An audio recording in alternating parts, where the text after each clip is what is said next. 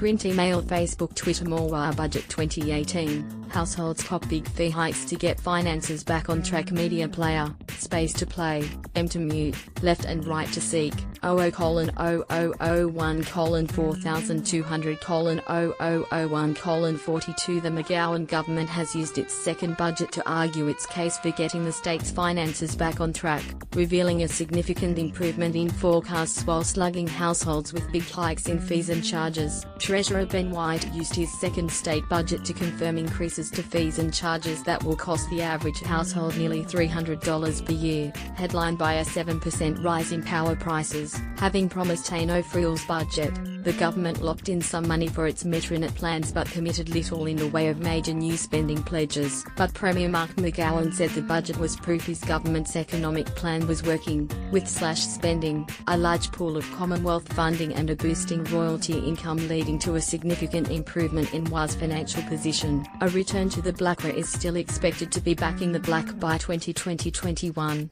for the first time since 2014, with a $1.3 billion surplus predicted for that year. The predicted deficit for this year is also substantially lower than previously forecast, at $1.3 billion. The better-than-expected budget results will also limit the growth of net debt, which is now set to peak at $40.8 billion in 2020-21. Our second budget in 8 months shows the McGowan Labor government's plan to get the state's finances back on track is working, Mr. White said.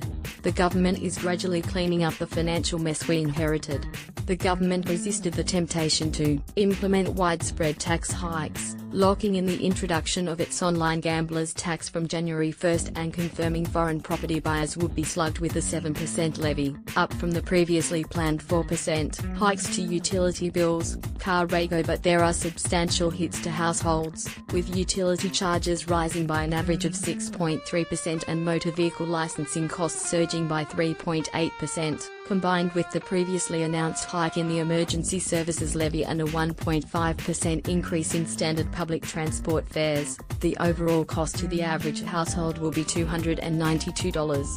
We are not in a financial position to cut those planned increases, unless we borrow more money to pay for it, Mr. McGowan said. Annual increases will continue to go down in coming years.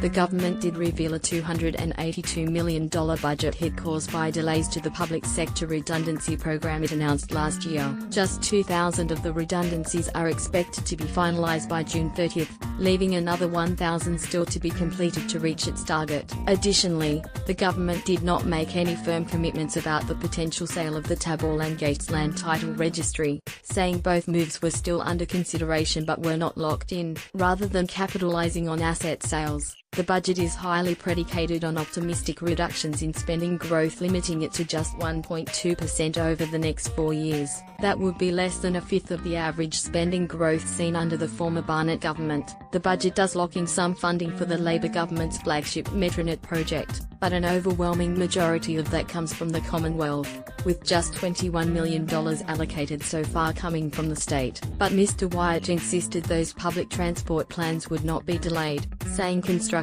would commence next year on the Ellenbrook and Thornley-Coburn lines as well as the Yanchep extension. The budget did raise the prospect of the Forestfield Airport links cost blowing out, because of contaminated soil dug out during the project which forced boring machines to shut down. Elsewhere, court and tribunal fees, cost of industry regulation and clearing permits and mining tenement rents have all risen. Families will suffer. Opposition. The Liberal opposition dismissed the budget as full of holes, pointing to the lack of complete funding for Metronet just a year out from construction starting. Shadow Treasurer Dean Nalder also said families will be hit hard by hikes to fees and charges. We are seeing record numbers of people seeking employment in Western Australia and very high levels of mortgage stress, he said. We don't believe these types of increases are appropriate in the current economic cycle. Business lobby changes. June. The business lobby, which was furious at the government's first budget after moves to hike payroll tax and the gold royalty rate, was pleased with the Treasurer's latest effort. This is a good outcome for the state because we have a government that is willing to tackle spending, Chamber of Commerce and Industry Chief Executive Chris Rodwell said. But the WA Council of Social Services warned the increases to fees and charges would have a significant impact on people doing it tough. If you add that together with the last year's, it's about $790 that people simply don't have in their pockets, Chief Executive Luis Giolito said. Those who are on our lowest incomes should have been shielded from these increases. The budget also drew an angry response from some unions, particularly surrounding the voluntary redundancy scheme. The attempt to cut 3,000 jobs from the public service has failed, Community and Public Sector Union Secretary Tony Walkington said. It has left the workers who remain with an impossible job to do. Print, email, Facebook,